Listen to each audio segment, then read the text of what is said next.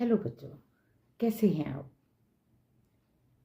तो आज मैं जो स्टोरी सुना रही हूँ आपको, उस कहानी का नाम है एक गरीब मछुआरा और एक लालची मंत्री।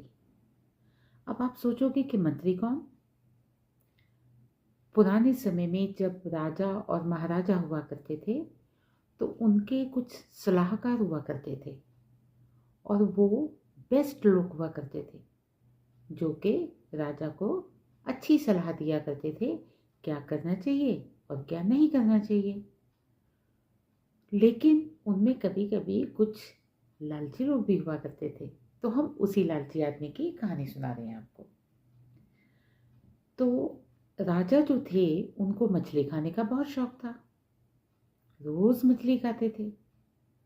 पर एक दिन ऐसा आता है कि बहुत जोर का तूफान आता है।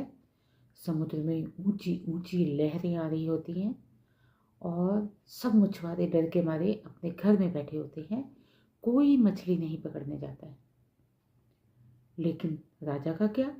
वो बोलता है कि मुझे जो भी मछुआरा एक मछली ला कर देगा तो मैं उसको बहुत बड़ा इनाम दूंगा। लेकिन सारे मछुआरे सोचते हैं जान पर खेल कर इनाम लेने से तो अच्छा है रहने देते हैं। लेकिन ये जो गरीब मछुआरा था ये सोचता है कि मेरे पास तो खाने के लिए वैसे भी कुछ नहीं है और मैं भूख से भी मरने ही वाला हूँ। तो क्यों ना मैं एक कोशिश करूँ, क्या पता मुझे मछली मिल जाए। ये सोचकर वो अपनी छोटी सी नाव निकालता है। नाव मतलब बोट। वो अपनी छोटी सी नाव निकालता है और समुद्र में मछली पकड़ने के लिए चला जाता है। जल्दी ही उसको एक छोटी मछली मिल जाती है। बस वो उसी को लेके वापस आ जाता है और वापस आकर सीधा महाराज के महल की साइड में जाता है। और वहाँ पर पहरेदार खड़े होते हैं। वो उसको पूछते हैं कि तुमको किससे मिलना है। तो वो कहता है मैं महाराज के लिए मछली लाया हूँ, मैं उनको देना चाहता हूँ। तो पहरेदार कहते हैं अच्छा अच्छा ठीक है, लेकिन आप सीधे राजा को नहीं मिल पाएंगे। उसके पहले आपको मंत्री जी को मिलना होगा, वो ही आपको आगे भेज सकते हैं। तो मछुआरा कहता है ठीक है जी, मिलवाइए आप मुझे मंत्री जी से। तो एक पहरेदार उस मछुआरे को लेकर मंत्री जी के पास मिलने जाता है और उनको बताता है कि ये मछुआरा एक मछली पकड़ लाया है। तो मंत्री उसे देखकर खुश होते हैं और वो उसको बोलते हैं कि तुम रुको यहाँ पर। और दूसरे पर्सन को वो बाहर भेज देते हैं कि तुम बाहर जाओ। तो वो उसको कहते हैं कि देखो मैं तुम्हें सिर्फ एक शर्त पे अंदर जाने दूंगा और राजा से मिलने दूंगा। अगर तुम जो भी इनाम तुम्हें मिलेगा उसका आधा हिस्सा मुझे दे दोगे। अब मछुआरे को तो ये बिल्कुल अच्छा नहीं लगता है क्योंकि वो तो अपनी जान पे खेल के मछली पकड़ के लाया था और कोई भी उस दिन मछली पकड़ने नहीं गया था। सबको डर था और ये महल में बैठा हुआ ये मेरी मेहनत की आधी कमाई खाना चाहता है। पर उसके पास और कोई कोई भी चारा नहीं था। चारा मतलब उसके पास और कोई रास्ता नहीं था कि वो क्या करे। तो वो मंत्री जी की बात को मान लेता है। वो कहता है ठीक है, मैं जो भी इनाम मुझे मिलेगा मैं उसका आधा हिस्सा आपको दे दूंगा। तो मंत्री जी उस दरबान को बुलाते हैं जो उसको अंदर लेकर आया था। पहरेदार उसको कहते हैं ठीक है भाई ऐसे करो, इनको ले जाओ राजा जी के पास। तो राजा जी के पास उनको हाजिर किया जाता है कि ये एक मछुआरा है, यह आपके लिए मछली लाया है। राजा बहुत खुश होते हैं। वो कहते हैं ओ बहुत अच्छा। तो वो मछली उससे ले लेते हैं और उसको बोलते हैं चलो बताओ तुम्हें क्या इनाम चाहिए। जो मैं दूंगा वो तो मैं दे ही रहा हूँ, लेकिन इसके अलावा तुम्हें क्या इनाम चाहिए वो बताओ। तो जो मछली पकड़ने वाला है वो थोड़ी देर सोचता है, फिर कहता है महाराज मुझे 50 कोड़े चाहिए। अब आप सोचो कि कोड़े क्या चीज़ है। कोड़े एक ऐसा यंत्र होता है जिससे पहले राजा लोगों को पनिश किया करते थे, सज़ा दिया करते थे।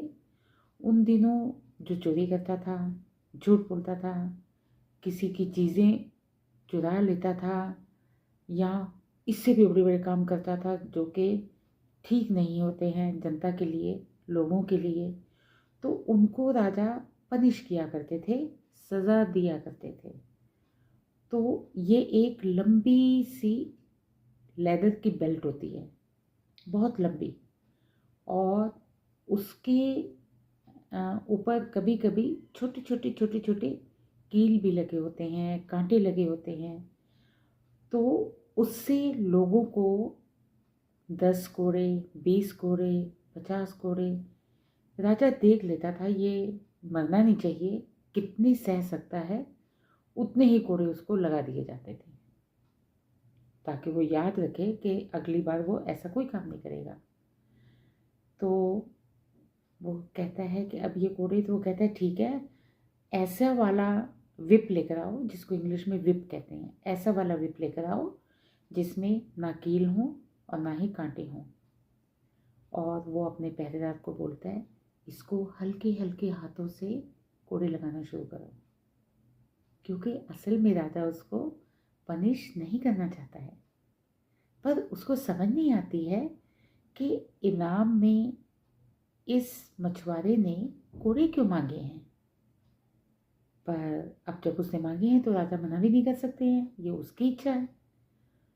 तो उसको कोड़े लगने शुरू होते हैं, 5, 10, 15, 20, और जैसे ही होते हैं 25, वो कहता है रोकिए महाराज रोकिए, अब आधे कोड़े मेरे भागीदार को मिलेंगे। भागीदार मतलब पार्टनर। वो कहते हैं आपका पार्टनर भी है, भागीदार भी है। वो कहते हैं जी महाराज। कौन है वो? तो वो कहता है आपके मंत्री। कहता है क्या? और राजा को बहुत गुस्सा आ जाता है। वो कहता है मेरे मंत्री?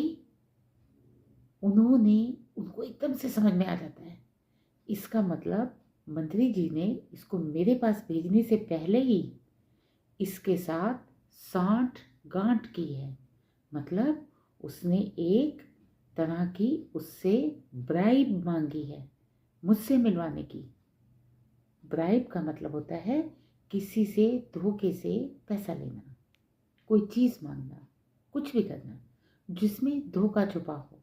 यानी कि मेहनत सारी मछुआरे की, लेकिन उस मंत्री ने उससे ये कहा कि राजा को मैं तभी मिलवाऊंगा जब आप मुझे आधा इनाम दे देंगे।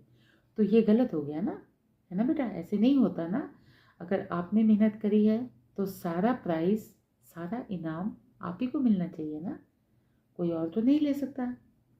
तो अब राजा को ये समझते बिल्कुल भी देर नहीं लगी और उन्होंने पहरेदार से कहा जल्दी जाओ और मंत्री को पकड़ कर लाओ। मंत्री को बुलाया गया और उसके बाद उन्होंने कहा चलो अब अपनी शर्ट उतारो, अपनी कमीज उतारिए और आपको इनाम मिलने वाला है आधा। वो हैरान हो गया, उसको समझ में आ गया कि उसकी पोल खुल चुकी है। और उसके बाद राजा ने धीरे से पहरेदार से कहा इसको कड़े हाथों से कोड़े लगाओ और बाकी के 25 कोड़े मंत्री जी को मिले। और राजा को बहुत गुस्सा आया हुआ था, तो उन्होंने कहा खाली कोड़े से काम नहीं चलेगा, इनको जेल में ले जाओ और इनको जेल में डाल दो। तो इस तरह से राजा ने अपना न्याय कर दिया।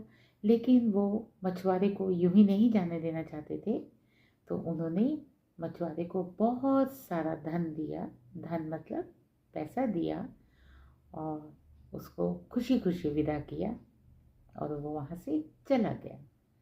अब हमारी कहानी का यहीं पे अंत हो जाता है और इसमें हम ये सीखते हैं कि अगर कोई मेहनत करके आगे बढ़ रहा है तो हमें उसे बढ़ने में मदद करनी चाहिए।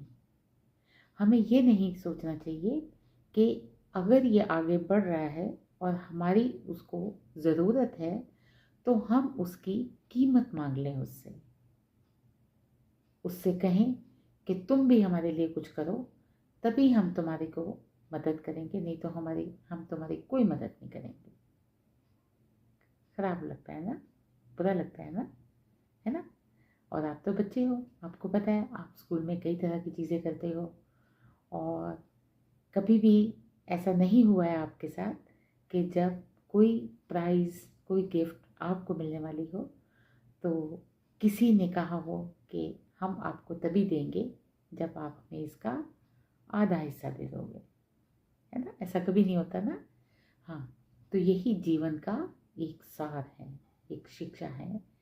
और जो बच्चे, जो बड़े इस तरह से आगे बढ़ते हैं, एक दिन वो बहुत आगे तक जाते हैं और हर कोई उनका नाम लेकर बोलता है कि इसको देखिए, ये हर किसी की मदद करते हैं, ये बहुत अच्छे हैं।